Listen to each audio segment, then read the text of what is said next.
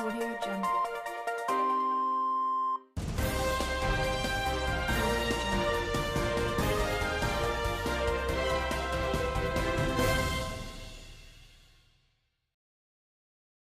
Today we are here to discuss Steve McCurry's extremely well-known photograph titled Afghan Girl. This image was taken during the Soviet war in Afghanistan. During this horrific war, Steve McCurry was able to sneak into the country to photograph the conflict.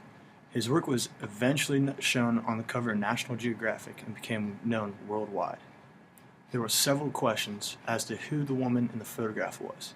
Steve McCurry vowed to search for her, and 17 years later, he was finally successful. The famous Afghan girl has finally been located, and we are here today with Steve McCurry to talk to us. Steve, thanks for joining us tonight. You've had quite a journey with searching for the Afghan girl. Can you start telling us a little bit about the original images and how it was taken? Sure. Thanks for having me today, Taylor. During the Soviet war, I traveled through Pakistan, hoping to take images of civilians to reveal what the war was like for them. Steve, what was the context behind this picture? Was there a particular worldview that you wanted expressed by capturing the Afghan girl? This picture was taken of a female student in an informal school within the refugee camp of Nasir Ba when she was no more than 12 years of age. The photo has become a symbol of both the 1980s Afghan conflict and the refugee situation worldwide. The innocence and youth truly brought a sense of concern to the viewers' hearts and initiated a movement to reveal these social injustices and terrible circumstances under which these people were living. So after the image appeared on National Geographic, what made you finally decide to seek out the Afghan girl, and where did you start? So definitely wanted to seek her out. I wanted to show the world show her individually and the world what a big impact she had made. So I traveled to Pakistan with National Geographic Television and Films Explorer team.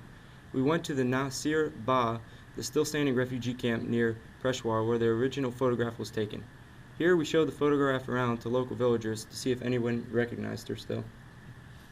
Wow, that sounds like trying to find a needle in a haystack. Were you able to find someone who recognized her? Yeah, we finally found a man who grew up with the Afghan girl in the camps.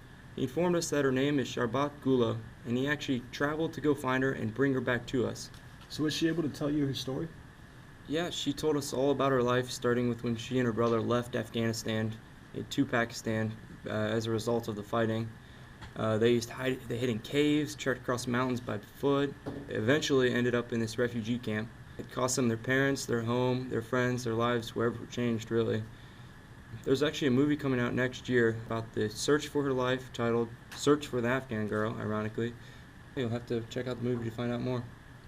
Well, thank you, Steve, for coming in to talk with us today. This is an incredible and important story to share with the world. I look forward to seeing more of your work and watching the movie next year. Okay. Thanks. Thanks for having me.